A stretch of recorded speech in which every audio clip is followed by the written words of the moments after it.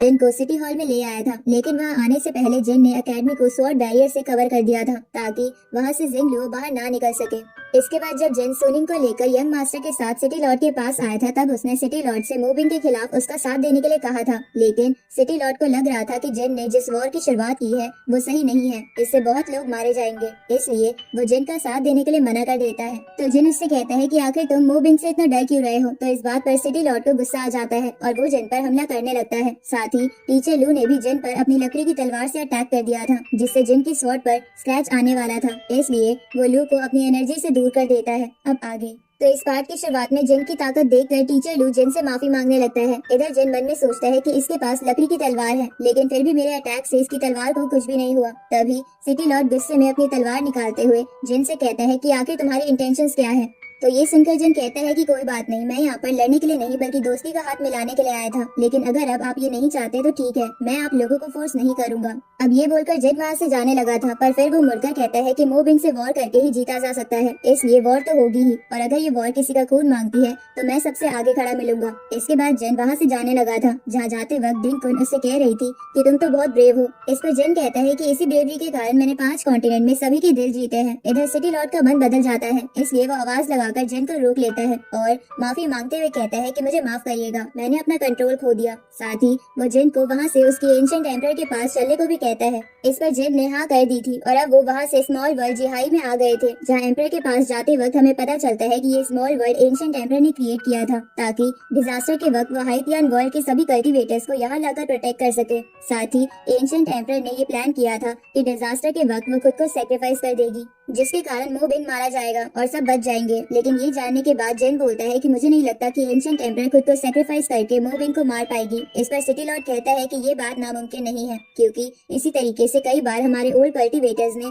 हाइतियान के लोगों की जान बचाई है। इसके बाद हम एम्परर हॉल के अंदर आ जाते हैं, जहां हम एंशिएंट एम्परर ज़ूलिंग को देखते हैं, जो इस वक्त एक स्टार फॉर्मेशन पर काम कर रही थी, लेकिन वो उसे कंप्लीट करने में कामयाब नहीं हो पा रही थी। तभी वहां पर सिटी लॉर्ड जिन को लेकर आ जाता है और कहता है कि एम्परर जियामू वर्ल्ड से जिन आपसे मिलने के लिए आया है। लेकिन इतना सुनकर ज़ूलिंग पीछे देखते हुए जिन पर अपनी डिवाइन एनर्जी को रिलीज करती है, जिससे जिन थोड़ा पीछे खिसक जाता है। मगर ये देखकर ज़ूलिंग सोचती है कि इस लड़की की मेंटल एनर्जी तो बहुत स्ट्रांग है। असल में ज़ूलिंग ने अपनी एनर्जी जिन का माइंड पढ़ने के लिए रिलीज की थी, इसलिए तभी जिन बोलता है कि तुम मेरे आते ही मेरी मेमोरीज पढ़ने की कोशिश कर रही हो, लगता है मुझ में तुम्हें इंटरेस्ट आ रहा है। साथ ही इधर डिंकुन भी गुस्से में कहती है कि हम पहली बार मिल रहे हैं और तुम जबरदस्ती हमारी मेमोरीज को पढ़ने की कोशिश कर रही हो। पर ज़ूलिंग उन दोनों से कहती है कि भले ही तुम दोनों की टीम अच्छी है, लेकिन जियामू वर्ल्ड इतना ज्यादा ताकतवर नहीं है कि वो मूविंग के सामने टिक पाए। मेरी मानो तो तुम्हें यहाँ से चले जाना चाहिए। अब इतना कहकर वो वापस से अपनी स्टार फॉर्मेशन को ठीक करने में लग जाती है, लेकिन इधर डिंकुन को गुस्सा आने लगता है, पर जिन उसे रोक देता है।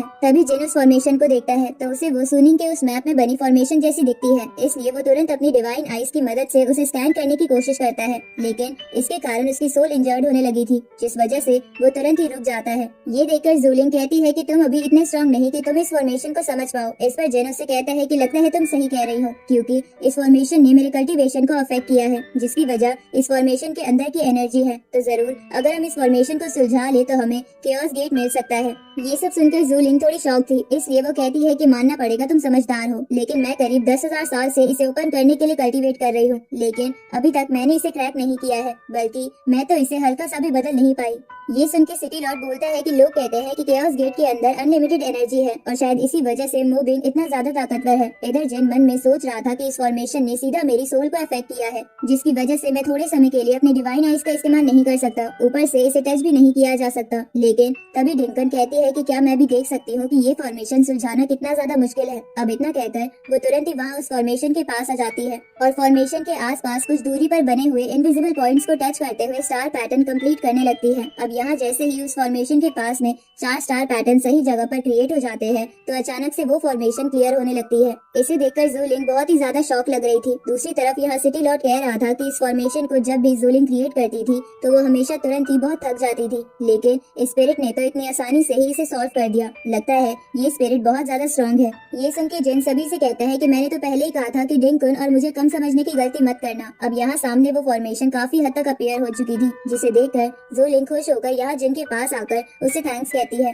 साथ ही वो जिन और डिंकुन से फॉर्मेशन को पूरी तरह से सॉल्व सॉल्व करने की मदद मांगती है और इसके बदले वो जिन के साथ मोविंग से लड़ने के लिए तैयार थी और वो पूरे वर्ल्ड को फॉर्मेशन सॉल्व हो जाने के बाद केओस गेट की लोकेशन बताने के लिए भी तैयार थी। तो ये सब सुन के जिन उससे हाथ मिलाते हुए कहता है कि केओस गेट की सही लोकेशन ढूंढने के लिए अभी भी हमें सुनिंग के उस पेपर मैप की जरूरत है। दूसरी तरफ हाइटियन सिटी के अंदर अचानक से एक बहुत बड़ी फॉर्मेशन अपीयर हो जाती है, जिसके बाद हाइटियन सिटी के लोगों के ऊपर अटैक होना शुरू हो जाते हैं। साथ ही जमीन के अंदर से कुछ वाइन्स निकल रही थी, जिन्हें देखकर सिटी के सभी लोग ये कहते हुए भाग रहे थे कि शायद दूसरी दुनिया के लोगों ने हम पर हमला कर दिया है। इधर जब ये बात जिन लोगों को पता चलती है तो वो समझ आती है कि शायद ये लोग यहाँ पर जिन के लिए आए हैं। इस तरफ सिटी के लोगों को बचाने के लिए अकेडमी का वो स्टूडेंट सुनिंग और सिटी के यंग मास्टर भी आ गए थे, लेकिन उनके फॉर्मेशन क्रिएट करने से पहले ही उन वाइन्स ने उन फॉर्मेशन को डिस्ट्रॉय कर दिया था। तभी वो यंग मास्टर वहाँ सामने थंडर एम्पर और सुप्रीम ल्यू को देखता है। इधर सुप्रीम ल्यू थंडर एम्पर से कह रहा था कि इन चींटियों को मारने का कोई फायदा नहीं है, वैसे भी मुझे नहीं लगता कि जिन यहाँ पर है,